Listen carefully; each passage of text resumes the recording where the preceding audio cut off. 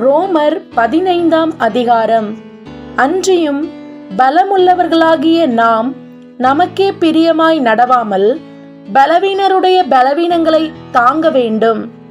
நம்மில் ஒவ்வொருவனும் பிறனுடைய பக்தி விருத்திக்கு ஏதுவான நன்மை உண்டாகும்படி அவனுக்கு பிரியமாய் நடக்க கடவன். கிறிஸ்துவும் தமக்கே பிரியமாய் நடவாமல் உம்மை நிந்திக்கிறவர்களுடைய நிந்தைகள் என்மேல் விழுந்தது என்று எழுதியிருக்கிறபடியே நடந்தார். வேத வசனத்தினால் உண்டாகும் பொறுமையினாலும் ஆறுதலினாலும் நாம் நம்பிக்கையுள்ளவர்கள் ஆகும்படிக்கு முன்பு எழுதியிருக்கிறவைகள் எல்லாம் நமக்கு போதனையாக எழுதியிருக்கிறது. நீங்கள் ஒருமனப்பட்டு நம்முடைய கர்த்தராகிய இயேசு கிறிஸ்துவின் பிதாவாகிய தேவனை ஒரே வாயினால் மகிமைப்படுத்தும்படிக்கு பொறுமையையும் ஆறுதலையும் அளிக்கும் தேவன் கிறிஸ்து இயேசுவினுடைய மாதிரியின்படியே நீங்கள் ஏக சிந்தையுள்ளவர்களாய் இருக்கும்படி உங்களுக்கு அனுக்கிரகம் செய்வாராக. ஆதலால் தேவனுக்கு மகிமை உண்டாக கிறிஸ்து நம்மை ஏற்றுக்கொண்டது போல நீங்களும் ஒருவரையொருவர் ஏற்றுக்கொள்ளுங்கள். மேலும் பிதாக்களுக்கு பண்ணப்பட்ட வாக்குத்தத்தங்களை உறுதியாக்கும்படிக்கு தேவனுடைய சத்தியத்தின் நிமித்தம் இயேசு கிறிஸ்து விருத்த சேதனம் உள்ளவர்களுக்கு ஊழியக்காரரானார் என்றும் புறஜாதியாரும் இரக்கம் பெற்றதின் நிமித்தம் தேவனை மகிமைப்படுத்துகிறார்கள் என்றும் சொல்கிறேன். அந்தபடி இது நிமித்தம் நான் புறஜாதிகளுக்குள்ளே உம்மை அறிக்கை பண்ணி உம்முடைய நாமத்தை சொல்லி சங்கீதம் பாடுவேன் என்று எழுதியிருக்கிறது. மேலும் புறஜாதிகளே, அவருடைய ஜனங்களோடு கூட களி கூறுங்கள் என்கிறார். மேலும் புறஜாதிகளே, எல்லாரும் கர்த்தரை துதியுங்கள், ஜனங்களே எல்லாரும் அவரை புகழுங்கள் என்றும் சொல்கிறார். மேலும் ஈசாயின் வேரும் புறஜாதியாரை ஆளும்படி எழும்புகிறவருமாகிய ஒருவர் தோன்றுவார், அவரிடத்தில் புறஜாதியார் நம்பிக்கை வைப்பார்கள் என்று ஏசாயா சொல்லுகிறான். பரிசுத்த ஆவியின் பலத்தினாலே உங்களுக்கு நம்பிக்கை பெருகும்படிக்கு நம்பிக்கையின் தேவன் விசுவாசத்தினால் உண்டாகும் எல்லாவித சந்தோஷத்தினாலும் சமாதானத்தினாலும் உங்களை நிரப்புவாராக. என் சகோதரரே, நீங்கள் நற்குணத்தினால் நிறைந்தவர்களும் சகல அறிவினாலும் நிரப்பப்பட்டவர்களும் ஒருவருக்கொருவர் புத்தி சொல்ல வல்லவர்களுமாய் இருக்கிறீர்கள் என்று நானும் உங்களை குறித்து நிச்சயித்திருக்கிறேன்.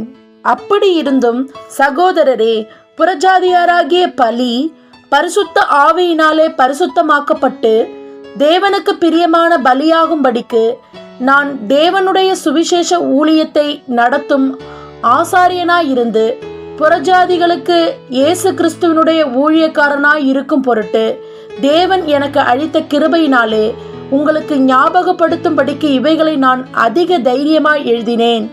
ஆதலால் நான் தேவனுக்குரியவைகளை குறித்து இயேசு கிறிஸ்துவை கொண்டு மேன்மை பாராட்ட எனக்கு இடம் உண்டு.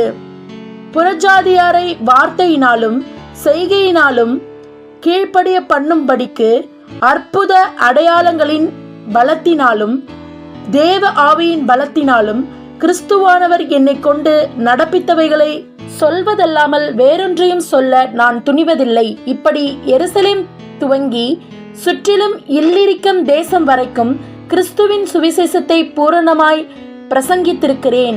மேலும் அவருடைய செய்தியை அறியாதிருந்தவர்கள் காண்பார்கள் என்றும் கேள்விப்படாதிருந்தவர்கள் உணர்ந்து கொள்வார்கள் என்றும் எழுதியிருக்கிறபடியே நான் மற்றவனுடைய அஸ்திபாரத்தின் மேல் கட்டாதபடிக்கு கிறிஸ்துவனுடைய நாமம் சொல்லப்பட்டிராத இடங்களில் சுவிசேஷத்தை அறிவிக்கும்படி நாடுகிறேன்.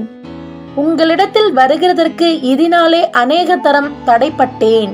இப்பொழுது இந்த திசைகளிலே எனக்கு இடமில்லாதபடியினாலும் உங்களிடத்தில் வரும்படி அநேக வருஷமாய் எனக்கு மிகுந்த விருப்பம் உண்டாயிருக்கிறபடியினாலும் நான் ஸ்பானியா தேசத்துக்கு பிரயாணம் பண்ணுகையில் உங்களிடத்தில் வந்து உங்களை கண்டுகொள்ளவும் உங்களிடத்தில் சற்று திருப்தி அடைந்த பின்பு அவ்விடத்திற்கு உங்களால் வழிவிட்டனுப்பப்படவும் எனக்கு சமயம் கிடைக்கும் என்று நம்பியிருக்கிறேன். இப்பொழுதோ பரிசுத்தவான்களுக்கு உதவி செய்யும் காரியமாக நான் எருசலேமுக்கு பிரயாணம் பண்ண எத்தனமாயிருக்கிறேன். மக்கதோனியாவிலும் அகாயாவிலும் உள்ளவர்கள் எருசலேமில் உள்ள பரிசுத்தவான்களுக்குள்ளே இருக்கிற தரித்திரருக்காக சில பொருள் சகாயம் செய்ய விருப்பம் கொண்டிருக்கிறார்கள். இப்படி செய்வது நல்லதென்று எண்ணினார்கள்.